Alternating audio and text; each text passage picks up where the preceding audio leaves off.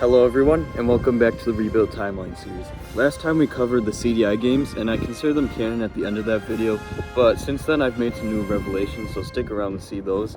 But in this episode we're actually going to be taking a look at some really obscure Zelda games, and without the power of emulation today, we wouldn't even be able to play them at all. And those will be the Satellaview Zelda games. And other than those, I'll actually be taking a look at two other obscure Zelda games that not really many people know about.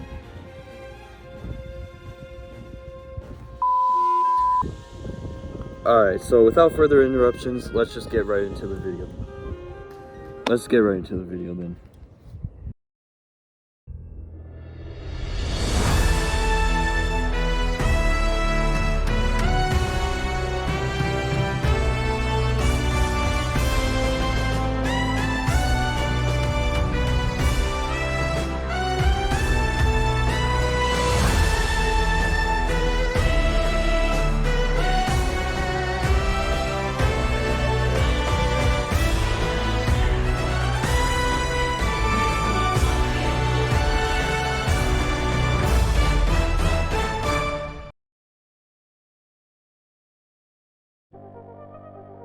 So what are all these Zelda games that we're gonna cover? Many of you might not even know what the Satellaview Zelda games are, and I don't blame you. So really, from the year 1995 to 1999, Nintendo partnered with Saint Giga, a Japanese satellite radio company, to broadcast two different Zelda games, those being the BS Legend of Zelda and BS The Legend of Zelda Ancient Stone Tablets. Along with the Satellaview games, I also want to cover two other obscure Zelda games, just because this is the only good episode in the series where I can talk about them in. So let's start discussing some obscure Zelda games and see if they can fit on our timeline. The first game I actually want to go over is The Legend of Zelda Game & Watch that came out in 1989. This was essentially the Zelda game you could play on the go before Link's Awakening came out for the Game Boy. But really, the goal is to play through a series of levels where you have to defeat the Moblin boss while dodging obstacles that each level will present. After completing certain levels, you will have to face off against a dragon, and once defeated, Link acquires a piece of the Triforce. To figure out the story of this game, I scoured the archives to find more information on this game, and I came across its manual, which features a paragraph of backstory, which goes as follows. The havoc caused by 8 fierce dragons is increasing day by day. These dragons have refused to live in peace with man, and are fighting against him to rule the world. Now that your sweetheart Princess Zelda has been kidnapped by evil dragons, you have resolved to destroy the dragons. So there you have it. In this game, Link has to defeat dragons to collect the pieces of the Triforce of Wisdom and save Princess Zelda. But on the official timeline, that's not what happens. Link collects those pieces in Zelda 1986, and he fought more than just dragons to get them in order to save Zelda. And there's no lore to indicate that the Triforce of Wisdom was broken apart once again. And so for that reason, I don't consider this game canon. There's one other obscure game I want to cover real quick before taking a look at the Satellaview games, and that game is The Legend of Zelda for the Nelsonic watch. That's right, there was a Zelda game you could play on a watch back in the day. If you thought the gameplay of the Game & Watch Zelda was simple, well, just look at this.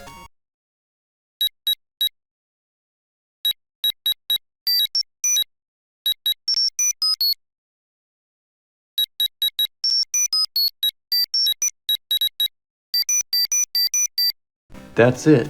That's the entire game right there. There's not even a manual for it that has some sort of story, so what I just showed you is everything you need to know for this game, basically. It's just a mini simulation having Link fight enemies in a single dungeon room, and the more enemies defeated, the higher the points. The plot is literally just Link trying to get the highest score by killing enemies, and that's it. It's just a tiny score-based game that is based on the original Zelda game, so I believe it's best to just leave this game off of our timeline. Now, for the very first Satellaview Zelda game, BS The Legend of Zelda, it is often referred to as a remake or third quest of the original Legend of Zelda. The items you collect, as well as the overall gameplay, is exactly the same as the original, but with more detailed graphics due to the higher power of the SNES. However, there are far more differences in this game. First, the story of this game is very different from the original. In Zelda 1986, Princess Zelda was kidnapped by Ganon after splitting the Triforce of Wisdom into 8 pieces, and her nursemaid Impa found a boy named Link, who brought these pieces back together in order to defeat Ganon and free the princess. In this Satellaview title, the Triforce of Wisdom is still broken up into 8 pieces, but Link isn't the one to collect the pieces. Instead, you have to play as one of the BSX avatars, who are based on kids from the 90s. The avatar you select is then brought to the world of The Legend of Zelda, reliving the legend that people first experienced in 1986. For another difference, there was no timer in the original Zelda. You were free to roam around Hyrule and go wherever you wanted for as long as you wanted. But in this Satellaview title, once every week when the game was broadcasted in the 90s, players would get 1 hour to complete a chapter in the game, and once the hour is up, you would have to wait another week for new areas of the map to open up, and only then could you continue the adventure. So in reality, this game was a timed experience that had the player feel rushed. One last major difference to point out is the map. While tons of areas are the same, like the starting screen, Fairy Fountain, Lost Woods, Spectacle Rock, and Waterfall, this new version of Hyrule is shrunk down quite a bit from the original. Secrets are placed in new areas, the dungeons are completely different, and the lake in the center is completely flipped from the original. So while you could perhaps call this game the third quest of the original Legend of Zelda, it's not the same adventure. And due to the quest being a simulation based on an interpretation of Zelda 1986 entered by a 90s kid, this game is not going to be considered canon. The second Satellaview Zelda game, Ancient Stone Tablets, is very similar to the one we just talked about, but instead of being based on the original Zelda game, this one was based on A Link to the Past world. Like in the first Satellaview game, your avatar is sent to Hyrule, 6 years after the events of A Link to the Past. Though Hyrule has been peaceful since Ganon's defeat, Princess Zelda has been having recurring dreams pertaining around darkness, and in this darkness a bright light shone through. This represented the Avatar, who was apparently destined to save Hyrule as the hero of light. Since Link was on another adventure and couldn't be found, this new hero was tasked with defeating the darkness. Throughout this adventure, you collect stone tablets in each of the dungeons, and while you are doing this, Agana begins searching for the Book of Medora, which can translate ancient Hylian text. Once the tablets are translated, the group discovers that the silver arrows, the very weapons used to defeat Ganon, are buried on the top of Death Mountain. During your and Zelda's traversal, a fortune teller has a vision, which tells that even though Ganon's body was destroyed, his spirit was able to be kept alive, and once more, a hero must defeat him in order to save Hyrule. The battle against Ganon plays out the same as in A Link to the Past, except instead of trying to escape the Sacred Realm, Ganon was after the power of the Hero of Light. However, he wasn't able to get this power, as our hero destroyed Ganon with a silver arrow once again. Considering that this obscure game has the most story to it, you might be pretty confident in saying that this game could be canon. This game is directly stated to take place 6 years after A Link to the Past, and Link could not be found due to being on an adventure outside of Hyrule, most likely referring to Link's Awakening, right? However, there are a few details that make me think that this game isn't canon, and it's more than just because a 90s kid is brought to this world.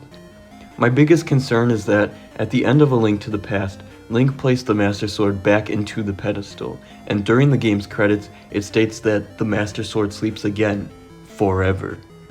This piece of lore has stayed consistent for all of the games we talked about so far, as the blade hasn't been used since A Link to the Past ending. That is, until Ancient Stone Tablets.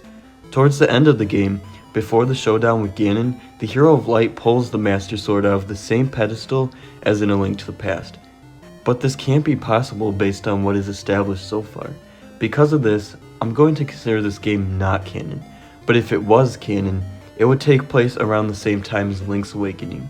Of course, feel free to give me your feedback on whether you think this game is canon or not.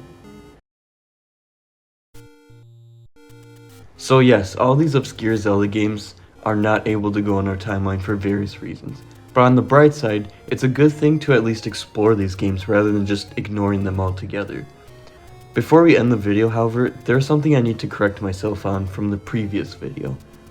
In the last episode, we explored the CDI games, and I placed them on our timeline. However, I don't agree with my conclusions anymore. In that video, I made the assumption that the royal family had the Triforce of Power, or more, the full Triforce, because King Harkinian had the Triforce of Courage, which, according to the established lore, would mean that they would have the entire Triforce.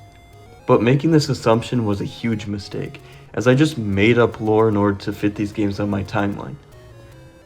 I'm very sorry for this error, but that's why I love the Rebuild Timeline series in this format I'm working with. I'm able to correct my mistakes anytime in future episodes, so that we can continue building the best Zelda timeline.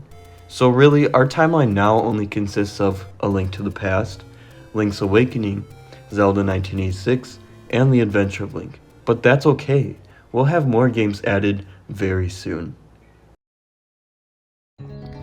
So that, everyone, wraps up the entire video. And I'm so glad for all the Zelda games that I've covered so far, as I didn't really think I'd get this far in the series yet. And while it might not get a lot of attention yet, I think this series that I'm doing on YouTube is very important for the future of my YouTube channel. But next episode, we'll be taking a look at Ocarina of Time, which is one of the videos I'm anticipating the most for this series. So stick around for that, and until next time, have an awesome rest of your day, and I'll see you on our next adventure.